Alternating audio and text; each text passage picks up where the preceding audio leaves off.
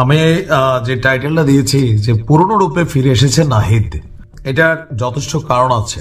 এই মুহূর্তে জাতীয় নাগরিক পার্টির যিনি প্রধান নাহিদ বা আগামী দিনের প্রধানমন্ত্রী হিসাবে যাকে অলরেডি অভিবাদন দিয়ে দিয়েছে বা স্বপ্ন দেখা শুরু করেছে প্রধান উপদেষ্টার প্রেস সচিব শফিক, তো সেই নাহিদের একটা রূপ ছিল বিফোর 5 আগস্ট। এক দফা যেই বা সরকার পতনের যেই দাবিটা বা ওই মুহূর্তে এই জাতীয় নাগরিক পার্টিকে লিড করা, তৎকালীন বৈষম্য বিরোধীদেরকে লিড করার মধ্যে মুখপাত্র হিসেবে কিন্তু কাজ করেছিল নাহিদ। ঠান্ডা বাট খুব দৃঢ় প্রত্যয় এবং চেতনা নিয়ে এই পোলা কিন্তু কাজ করে। আজকে তারা বেশ কয়েকটা বক্তব্য দিয়েছে, যেহেতু নতুন রাজনৈতিক দল অনেক ধরনের কথা বলবে, তো সেই কথা থেকে আজকের বক্তব্যের মূল যে ইস্যুটা, এটা বিএনপির সাথে খুবই সাংঘর্ষিক একটা অবস্থানে যাবে। তবে আমার ধারণা এটা তারা এখন করতে পারে, আর যদি এটা করতে হয় তাহলে ডক্টর ইউনূসকে পেছন থেকে না খেলে সামনে চলে আসতে যাবে। ইয়েস, এরা আমাদের দল, আমরা এটা করতে চাই, ওদের সিদ্ধান্তে পাবলিকলি হয় তাহলে বিএনপির কারণে এটা তারা করতে পারবে না। আর করতে গেলে দেশে গৃহযুদ্ধ লাগা ছাড়া আর কোনো গতি থাকবে না। কি সেটা? 5 আগস্টের সরকার পতনের পর প্রথমবারের মতন ছাত্রদের সাথে ক্ল্যাশ হয়েছিল বিএনপির সংবিধান পরিবর্তন ইস্যু। খেয়াল আছে তো? রাষ্ট্রপতি এবং সংবিধান। বিএনপি নানান কারণে এই দুইটা ইস্যুতে মত দেয় নাই। সংবিধানকে সংস্কারের পক্ষে বিএনপি তাদের অবস্থান প্রকাশ করেছে যে সংস্কার করেন, কিন্তু সংবিধানকে পরিবর্তন করা যাবে না।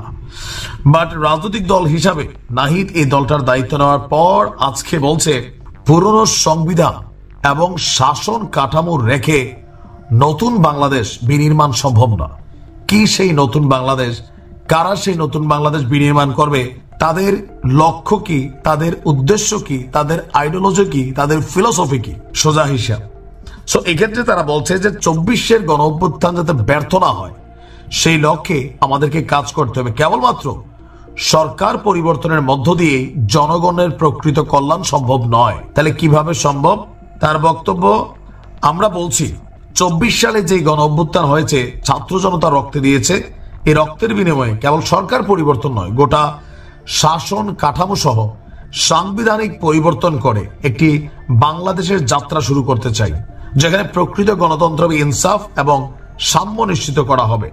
নতুন প্রজাতন্ত্র গড়ার জন্য গণপরিষদ নির্বাচন এবং নতুন সংবিধান প্রয়োজন।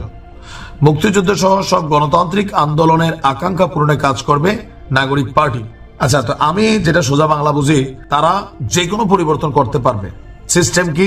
নির্বাচনে তারা আসুক, জনগণ তাদেরকে কতটুকু ভোট দেয়, সেই ভোট পায় তারা রাষ্ট্র ক্ষমতায় যাক, দেন তারা নিরঙ্কুশ সমর্থন নিয়ে সংবিধানও পরিবর্তন করতে পারবে, গণপরিষদ নির্বাচনও করতে পারবে, ইনসাফও প্রতিষ্ঠিত করতে পারবে, অনেক কিছুই পারবে। কিন্তু তারা যদি মনে করে যে ইউনূসের কাঁধে কাঁঠাল রাইখা বা ওনার মাথায় কাঁঠাল রাইখা আস্তে আস্তে তারা একটা একটা কোষ খাবে, আর অন্যান্য রাজনৈতিক দলগুলো সেখানে বসে বসে এটা দেখবে যে কিভাবে খায়, আর ইউনূস সাহেব দীর্ঘদিন ক্ষমতায় থাকার জন্য এই সেই 9-6 বিভিন্ন রকম খেলা খেলবেন, মানুষ কিন্তু এটা মানবে না, এটা কখনো মেনে নিবে না। যে কোনো পরিবর্তন যে কোনো সরকার করতে পারে যখন তার হাতে নিরঙ্কুশ ক্ষমতা থাকে।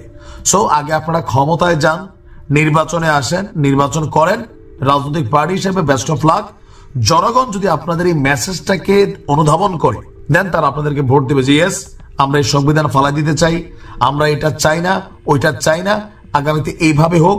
আপনারা পাবলিকদেরকে বলেন, বইলা নির্বাচনে আসেন, পাশ করে গিয়া সংসদে বসা কাজ করেন। That's the fair way. But doctor ইউনূসের এই সরকারকে দীর্ঘজীবী কইরা এরপর ডক্টর ইউনূসের সরকার দিয়ে কোনো কাজ আদায় করার যদি কোনো পরিকল্পনা থাকে, সেটাতে আমরাও দ্বিমত পোষণ করছি। দেখেন, বাংলাদেশের পরিবর্তন আমরা সবার আগে চাই, but there is a way. একটা গণতান্ত্রিক প্রক্রিয়াকে অনুসরণ করে মানুষ বিএনপিকে এখন দেখছে, জামাতকে দেখছে, আপনাদেরকেও দেখছে। যাকে মানুষ অ্যাকসেপ্ট করে তার মাধ্যমেই কাজ হবে, যে কোনো পরিবর্তন অ্যালাউ করবে। কারণ আপনি পরিবর্তনের কথা যখন বলবেন, যাই না মানুষ আপনারা যদি ভোট দেয়, দ্যাট মিনস আপনারা অধিকার দিয়ে দিচ্ছে।